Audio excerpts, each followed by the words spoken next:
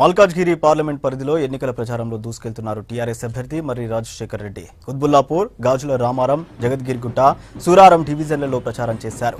ఈ సందర్భంగా 1000 మంది మహిళలు బతుకమ్మ, బోనాలతో మర్రికి స్వాగతం పలికారు. ప్రచారంలో మంత్రి మల్లారెడ్డితో పాటు ఎమ్మెల్సీ షంభీపూర్ రాజు, ఎమ్మెల్యే వివేకానంద పాల్గొన్నారు. అతిపెద్ద పార్లమెంట్ నియోజకవర్గమైన మల్కాజ్గిరిలో భారీ మెజారిటీతో గెలిపించాలని కోరారు మర్రి రాజశేఖర్ రెడ్డి.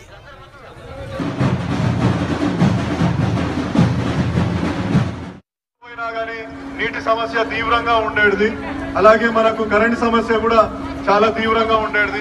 ఇక్కడ అందరూ చాలా మటుకు మన కార్మికులు ఇండస్ట్రీస్ లలో పనిచేసినప్పుడు పవర్ హాలిడేస్ ఇచ్చినప్పుడు 2 రోజులు పవర్ హాలిడే, 3 రోజులు పవర్ హాలిడే అట్లాంటి రోజులు చూసిన దినాలు ఉంటుండే. ఆ రోజులలో వాళ్ళకి పవర్ హాలిడే ఇచ్చిన రోజు కూడా మనకు జీతం కూడా కట్ చేసి ఇచ్చిన రోజులు ఉంటుండే. మనకు మన గౌరవ ముఖ్యమంత్రి గారు ఎప్పుడైతే అధికారం చేపట్టి ఆయన ముఖ్యమంత్రిగా అయిందో 2016లో మనకు ఫుల్ నీటి సమస్య మొత్తం తీరిపోయింది. కరెంటు కూడా 24 గంటలు ఇచ్చి మన ఇవాళ ఇండస్ట్రీ పునరుద్ధరణ కూడా మన ముఖ్యమంత్రి గారు కృషి చేశారు. మన ఇక్కడ ఉన్న బస్ డిపో సమస్యని హెచ్ఎండి వాళ్ళతో మాట్లాడి మీ ఆ సమస్యని పరిష్కరిస్తానని మీకు హామీ ఇస్తున్నాను.